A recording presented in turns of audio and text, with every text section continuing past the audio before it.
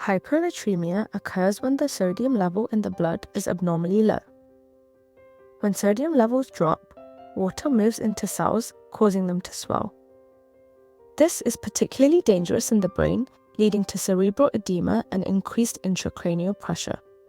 Hyponatremia is classified as acute, which develops in less than 48 hours, and chronic, which persists for 48 hours or more. Acute hyponatremia is particularly dangerous because the brain hasn't had time to adjust. We categorize symptoms into different severity levels.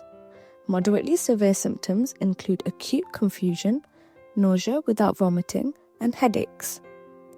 Severe symptoms include vomiting, seizures, reduced consciousness, cardiorespiratory arrest, and abnormal and deep somnolence. When assessing sodium levels in the blood, we categorize hyponatremia based on severity into mild hyponatremia, moderate hyponatremia, and severe hyponatremia.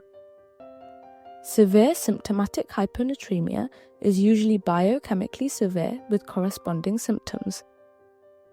However, if sodium levels are above 125 millimoles per litre, but the patient has severe symptoms suggestive of acute hyponatremia, such as after strenuous exertion, or if there is biochemical evidence of a rapid sodium drop within the last 48 hours, consult the on-call diabetes and endocrinology consultant. Emergency management is bolus treatment with intravenous hypertonic saline and should be initiated immediately as per trust protocols and after discussion with a senior medical decision maker.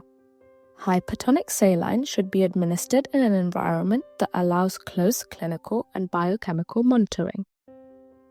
Venous blood gas sodium is typically lower than serum sodium, so check baseline VBG sodium before giving hypertonic saline for an accurate comparison.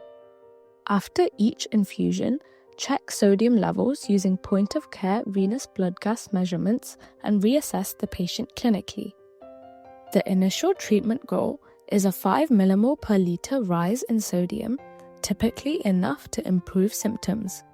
If sodium has not risen by 5 millimoles per litre, give a second aliquot. However, if the patient has persistent GCS of less than 8, seizures, or active cardiac arrest after the first aliquot, proceed immediately with the second aliquot of hypertonic saline without waiting for the VBG result.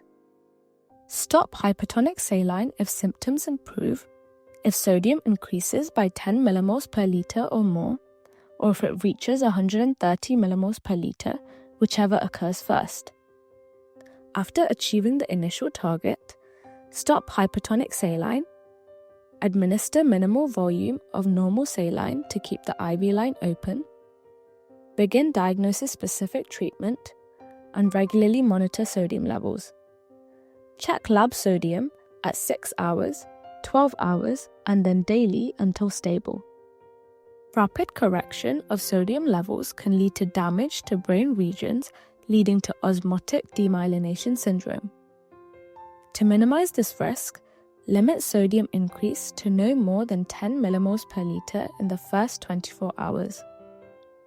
Limit sodium increase to 8 millimoles per litre in the subsequent 24 hours until sodium is above 130 millimoles per litre.